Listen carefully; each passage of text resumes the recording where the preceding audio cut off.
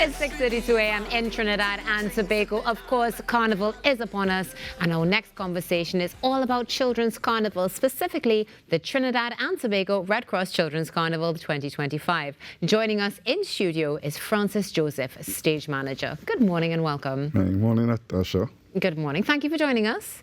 You're welcome. It's a pleasure to have you on the show. Now, we were chatting briefly a little bit off air, and you said that you've been in this for 10 years. So my first question is, you've been here for 10 years. What is your favorite thing about the Red Cross Children's Carnival? Right. Good morning, everyone. I look forward to Babes in Arms. Mm-hmm. That's children 2 years and under. It's either you walk on, you lift up by your parents, or you're asleep on the stage. And I think that is the part that the crowd likes. And it's the first event when we open the show. Right. So that is what I always look forward to. It's a difficult task to get them on because of the age group, right? But it always works out. It always does, and they always thoroughly enjoy so Yes. much. So let's go a little bit into the history of Red Cross Children's Carnival, because it's been in existence for some of us our entire lives. What can you share with us about it? Right. This will be our 69th year. And it has run consistently over the years, except for 2021 and 2022 as a result of COVID. It started years ago as a small competition. And this year, I'm pleased to say, we have the largest number of entrants ever in the history of the Red Cross Children's Carnival. Exactly 318. And 251 of those are individuals who will be competing for King and Queen. Oh, that's an amazing There are 32 small bands, 8 medium bands, and 3 large bands.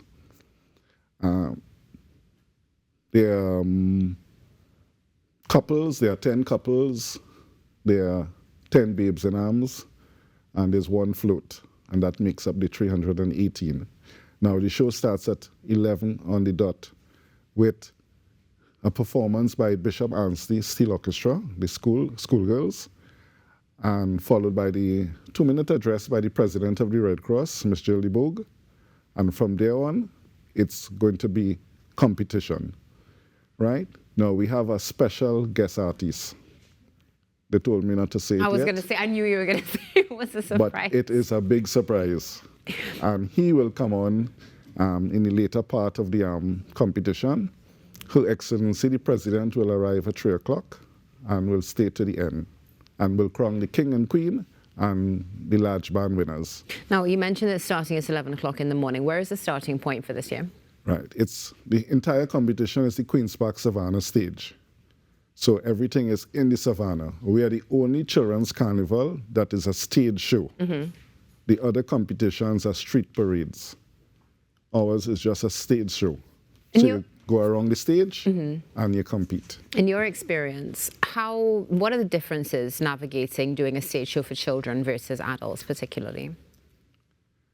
To me, I have done adults staging, and the children are much easier to handle because they listen. It's the band leaders sometimes and the parents, you have to be forceful with them because when the children go in on the stage, parents want to go, the band leaders want to go, and sometimes it creates a little problem. But from the time you tell the children to line up, and they line up, and you say, go, that's it. They go, they make their rungs, and we have volunteers on stage say, time up. You have to come off now. And they come off. And they take a cue from me. All the volunteers watch me when it's time up. Well, definitely not like adults, because when they say it's time up to adults, for some reason, the stage just continues. And we must finish the show. Last year, I finished it at 5:30. I didn't want any lights to come on after 6. No. So from what I'm hearing, it's more beneficial than anything else for the children, positive interactions, which is absolutely beautiful. But what about when it comes to actually putting on the event? Because it's no easy feat to be able to put on a stage event for basically an entire day with children. How have you been able to work with sponsors? Do you have that necessary support? Yes. The committee comes together like November. If it's an early carnival, it will be earlier. but this year it was November into December. And there's a small committee. Some see about prizes, some see about the event. We have an event coordinator. We have somebody see about the judges, some see about the VIPs, right?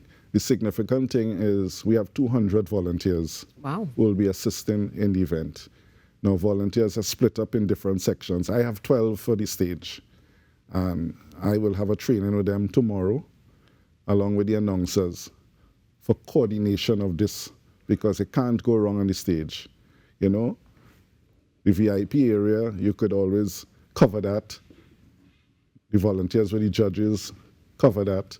But if something goes wrong on the stage, the whole productions, we have to go backwards and be rushing coming to the end. Yeah. So I think we're well organized. I mean, it sounds as of right now you are well organized, that is for sure. One thing we always know in Trinidad and Tobago, unfortunately, is that many things do start a little bit late. But from what you shared, you definitely are ensuring that you start promptly on time and you finish, which is appreciated given the fact, of course, that it's children that we're dealing with. Yeah, and plus Her Excellency has a schedule. So there's a certain time she must leave, and there's a certain time she must crown the winners. So I have a cutoff, and the judges must give the results by 5:30. Definitely a lot to take in. Now, what about the public being able to enjoy Kiddies Red Cross Carnival? Now, tickets are on sale at $100, where you could get it at the Red Cross headquarters at Fitzblackman Drive, that's near the National Stadium, and at exclusive shoe store in Trinity Mall. $100 per person. We have gotten support over the years. Addition this year, we have invited 3 children's homes. Children who never saw Carnival. We have invited them, and we'll take care of them, transport, and we'll feed them and take them back safely. And that's children who, as I say, are at homes and never leave the home for any reason. A positive contribution, of course, to the Kiddies Carnival space and necessary for that inclusion. Now, you mentioned the tickets are $100, and with the grandstand and the North Stand going to be... No, it's only the grandstand. Only the grandstand. The North Stand will be empty. We may put some masqueraders there to hold them until the large band parade, because one of the bands, we understand, has more than 300 children. That's quite a lot. And to parade on the stage and to make a circle, you know. So I'll have to take them off the stage and bring them back on. And you're doing this with 12 volunteers, you said specifically. With 12 volunteers. And as of right now, you believe that's a sufficient number? Well, it's 6 at a time. I have 6 in reserve. Okay. Right? Because it's a small stage, and from the time I am at the entrance to the stage, the other 6 are on the stage. So they direct the masqueraders on or off, and we also keep eye contact with the judges. Oh, yeah, quite important as well. Now, before we wrap the conversation, you said it's starting at 11 a.m., finishing promptly at 5:30 p.m. Sponsors on board, fantastic for that. But what about the protective services? Okay, we have the assistance of the police, we have fire services, we have 75 volunteers from MILAT, we have the Rotary Club, and we have REACT. They are the ones who will be assisting in coordinating on the drag coming up to the stage. Okay, so all youth, all over, wonderful. And can you just kindly remind us where we can get tickets for this? Tickets are available at the Red Cross headquarters, Fitzblackman Drive, Mokorapo, and at exclusive shoe repair at Trinity Mall. Well, Mr. Joseph, thank you so much for joining us this morning. You're welcome. It's an absolute pleasure. Hoping you enjoy the carnival and that it's a successful event. Thank you very much. Mr. Francis Joseph, stage manager for Red Cross Children's Carnival 2025, with us in studio this morning. Stay tuned. There's more coming up right after this break.